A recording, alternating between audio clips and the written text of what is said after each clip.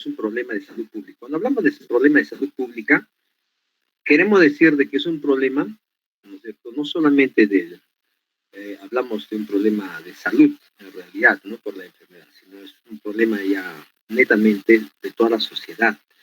Están involucrados los gobernantes, nosotros, todo, ¿no?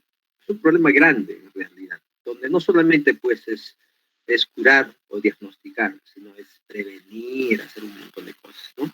En el Perú se produce más o menos 3.000 casos nuevos al año, y es la tercera causa de muerte relacionada con el cáncer. Se divide en dos grupos principales de subtipos histológicos.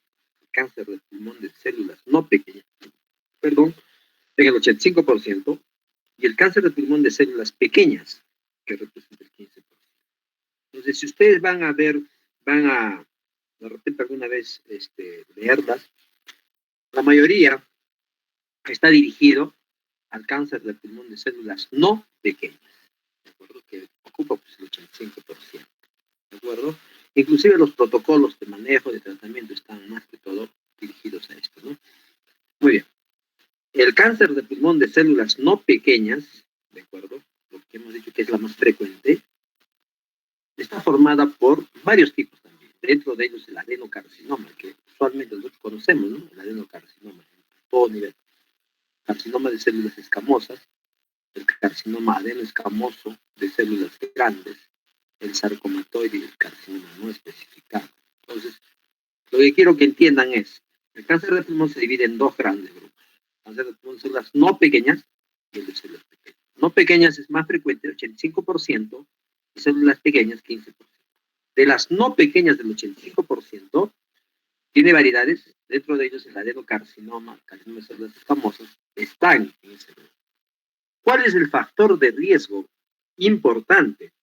Obviamente es el tabaquismo, el cual está presente en aprox 80% de los casos en países desarrollados. La asociación es más fuerte en cáncer de células pequeñas, ¿de acuerdo? Y en el carcinoma de células escamosas. Quiere decir, si ustedes se dan cuenta, de células pequeñas, que es el menos frecuente, en este grupo está pues el carcinoma que se produce por el tabaquismo. Pero dentro de las células no pequeñas, ustedes han visto, ¿no? Está el adenocarcinoma y está el carcinoma de células escamosas. Este grupo también, ¿de acuerdo? Está relacionado con el tabaquismo. Es el cáncer más diagnosticado a nivel mundial. Miren, este es un trabajo hace mucho tiempo. Si ustedes van a revisar, van a encontrar también algunos datos de repente, ¿de acuerdo? Pero es muy frecuente esto. A nivel de USA, por ejemplo, donde se hacen los trabajos serios, ¿no? En el año 2007 se tuvo pues 174,000, más o menos, pacientes en el 2007 con cáncer, ¿eh? Imagínense. O sea, no es poquísimo, ¿no? De los cuales aproximadamente 92,700 eran varones. Quiere decir, es más frecuente en varones que en damas, en una relación de 1 a 13, ¿no? También, pues, hay damas que fuman, entonces también el riesgo aumenta en ellas. En el Perú, en el Instituto Nacional de Enfermedades Neoplásicas, recuerdo que a nivel nacional es el centro de referencia en lo que es cáncer, ¿de acuerdo?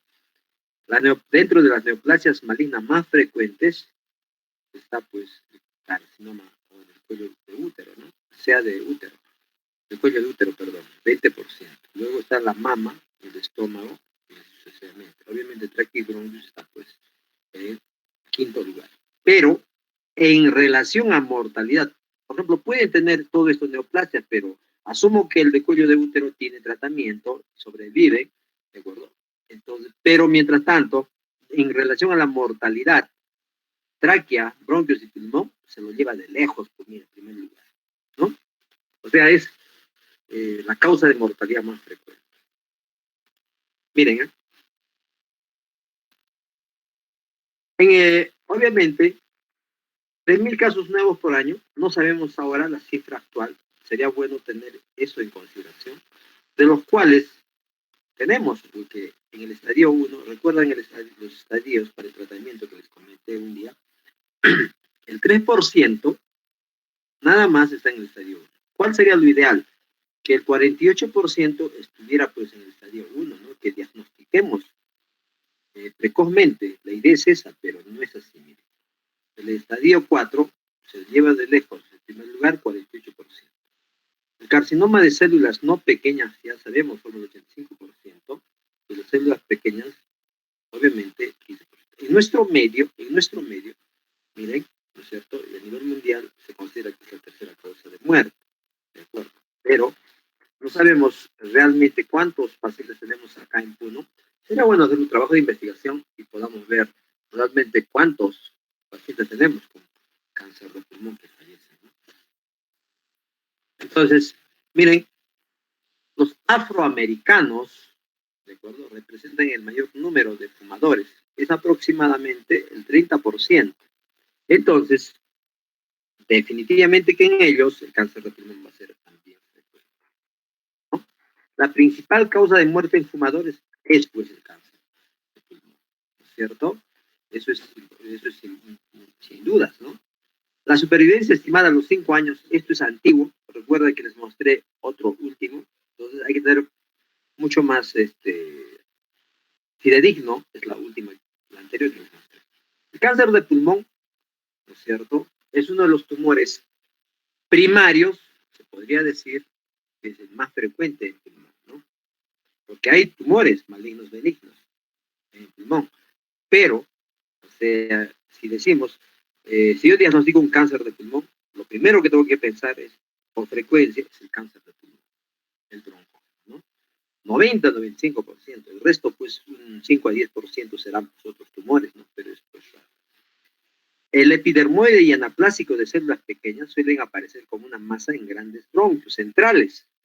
El epidermoide central. El adenocarcinoma y el anaplásico de células grandes es una masa periférica. ¿De acuerdo? Entonces, hay que tener en claro, el epidermoide y el anaplásico de células pequeñas, central. Adenocarcinoma y anaplásico de células grandes, periférico. Punto.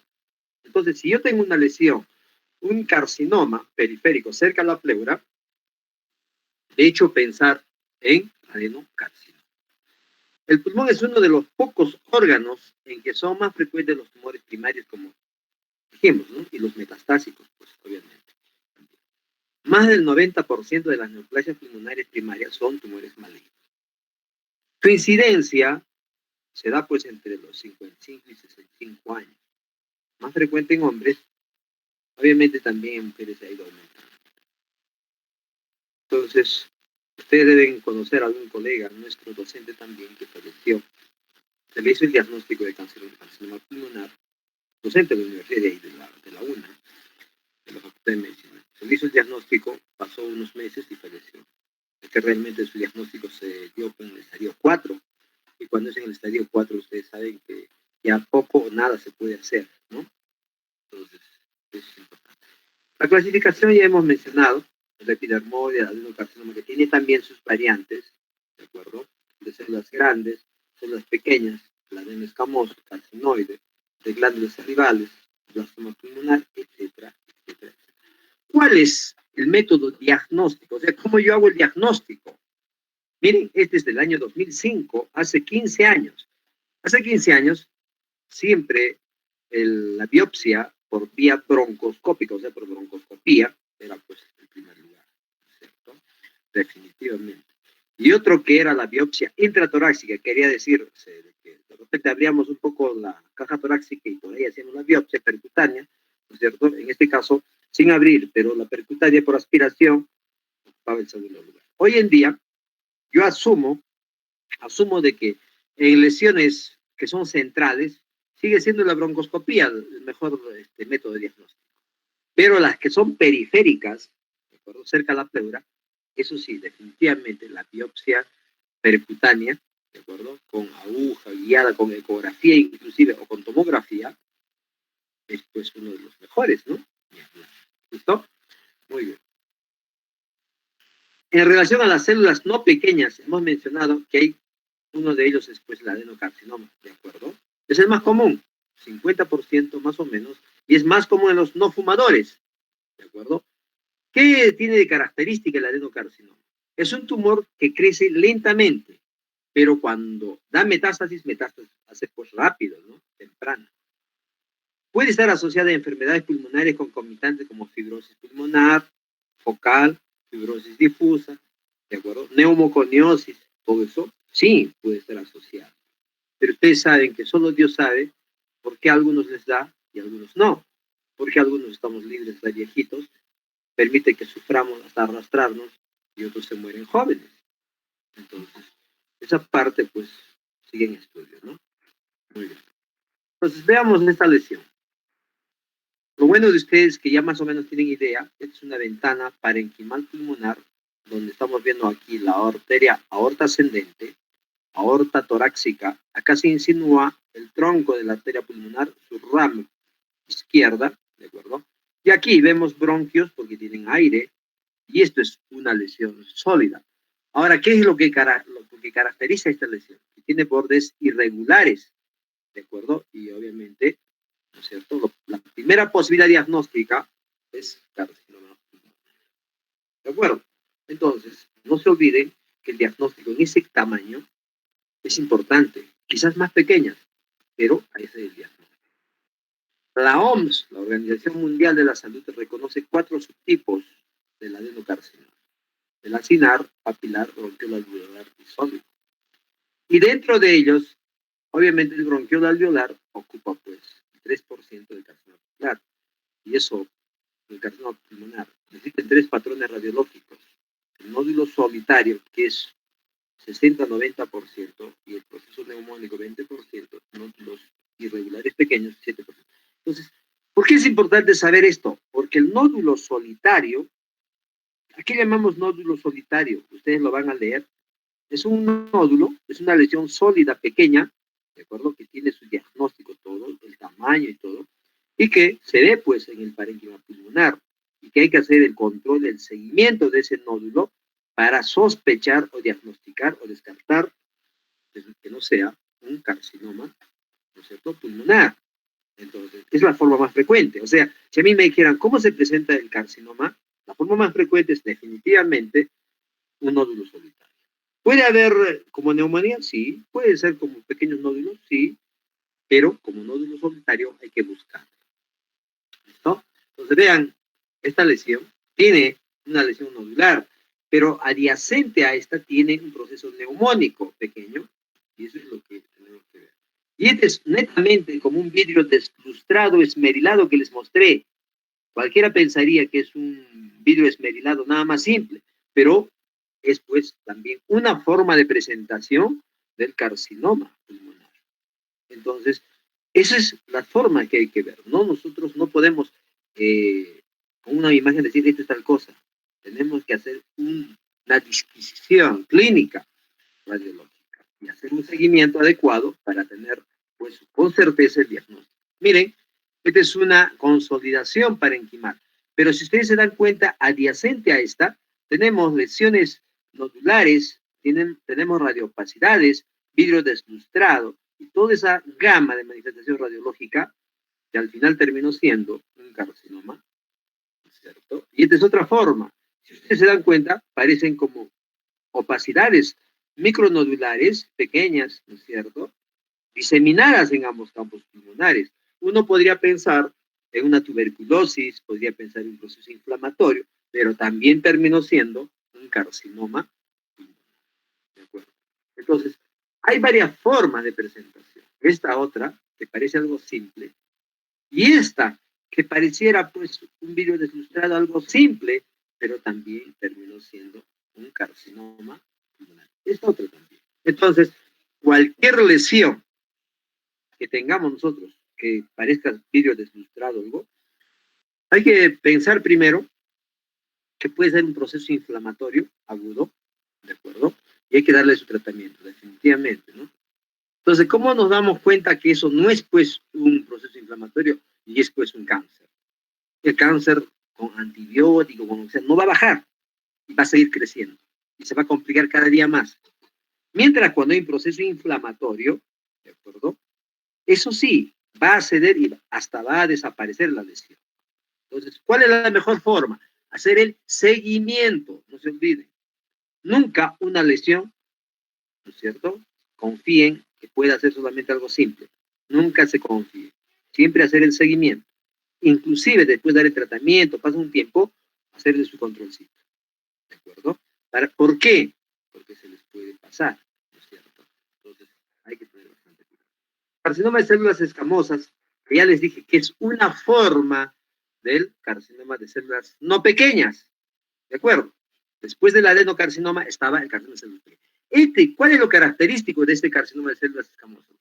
Que representa aproximadamente el 30% de carcinoma pulmonar. Recuerden ustedes que el adenocarcinoma representaba casi el 50% del carcinoma pulmonar. ¿De acuerdo? Pero tiene mejor pronóstico, es de crecimiento rápido, pero la metástasis tardía. ¿Cuál es lo característico de este tipo?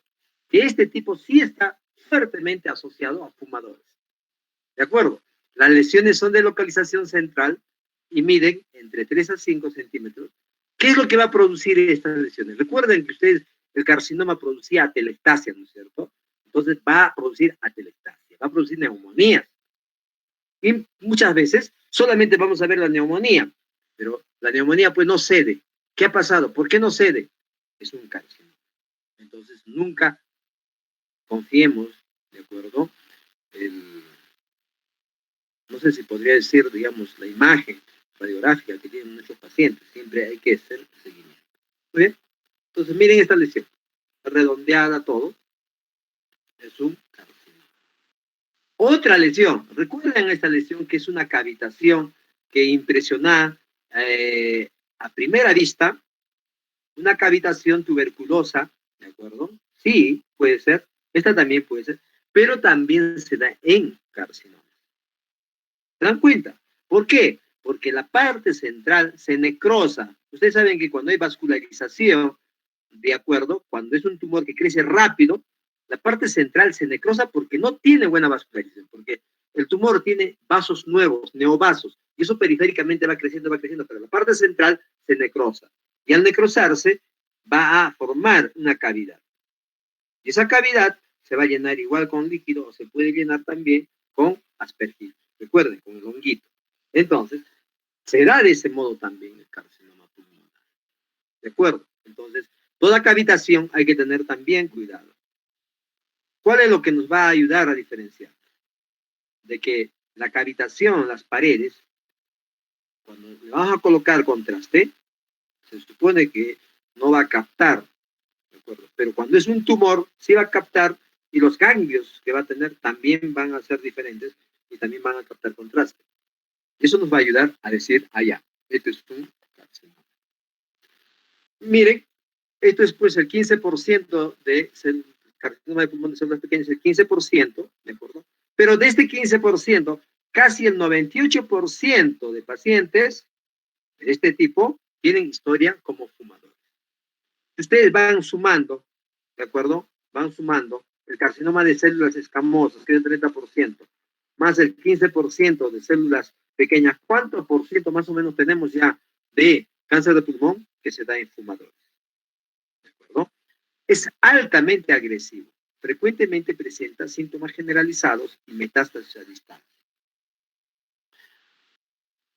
Callado aórtico, ganglio prevascular, ¿de acuerdo? Ganglios también a este nivel, en la ventana aortopulmonar. Miren, tantos ganglios que inclusive la tráquea lo está deformando.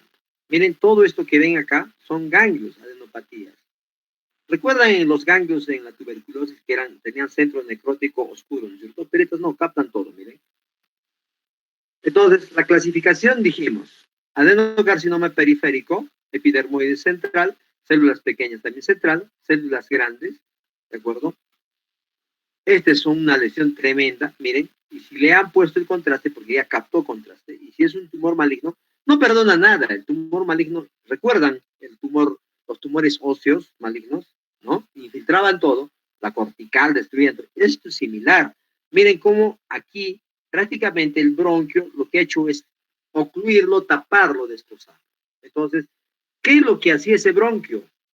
Llevaba pues oxígeno, aire, ¿hacia dónde? Hacia el oblongo pulmonar secundario. Y como ya no va a haber nada, toda esa zona se va a atelectasiar. ¿De acuerdo? Entonces, miren cómo también la vena cava superior prácticamente está invadiendo y lo está destrozando, ¿no?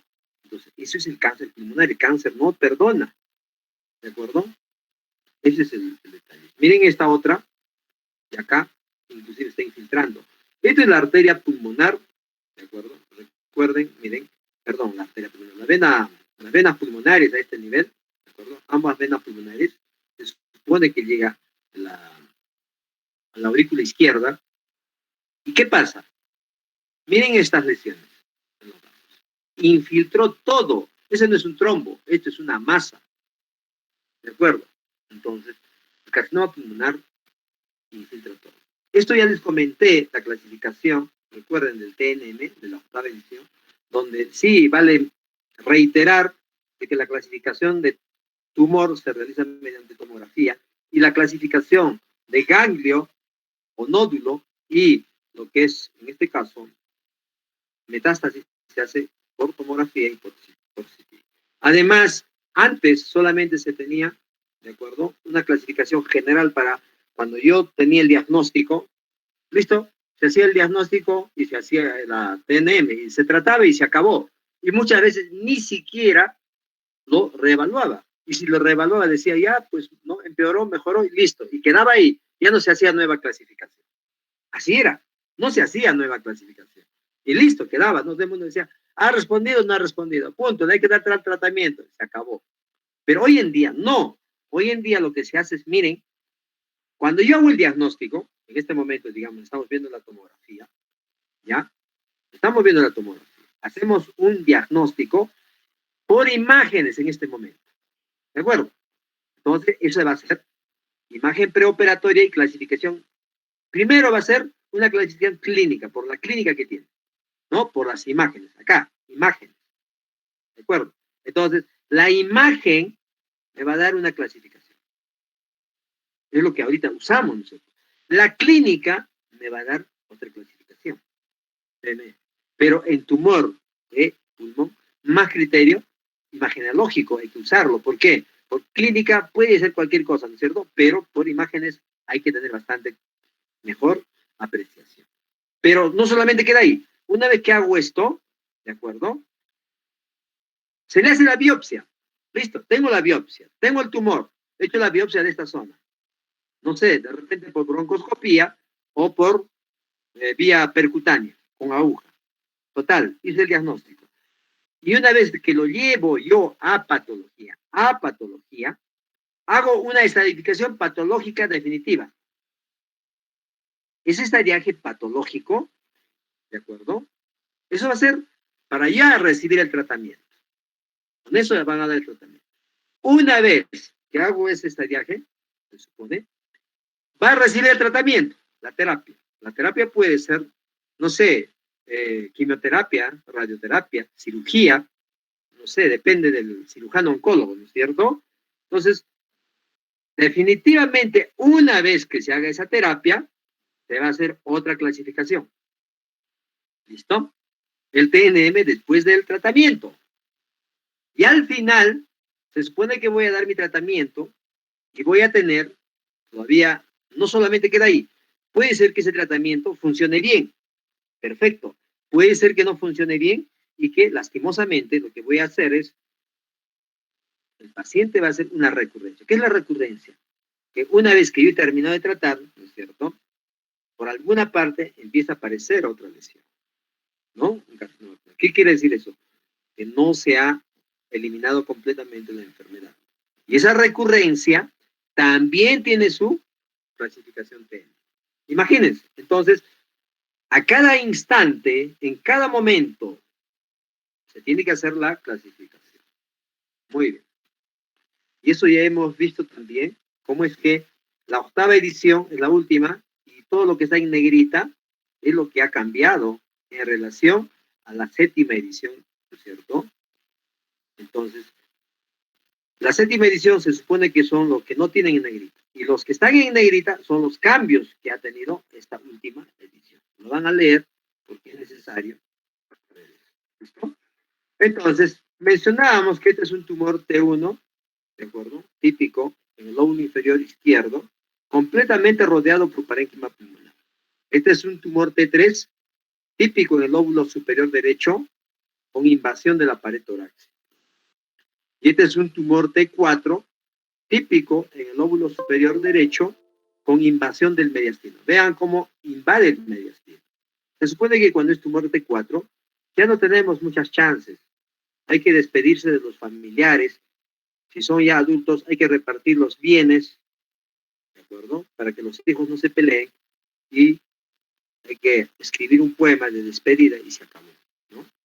Y no llorar, porque total, es pues el destino, ¿no? Todos vamos a llegar algún día por ese camino. Y la esterificación que también les comenté, cuál es la utilidad que tiene los niveles ganglionares, ¿de acuerdo? Que también me van a leer de memoria los niveles ganglionares, y cómo es que la estadificación lo va a clasificar, ¿no es cierto? En N1, N2 y N3. Asumimos que N1, N0 en realidad es cuando no hay nada de afectación, N1 ya es pues cuando ya hay afectación de ganglios linfáticos peribronquiales y biliares y laterales. Estamos hablando, ¿de acuerdo? Del N1 a este nivel, ¿no?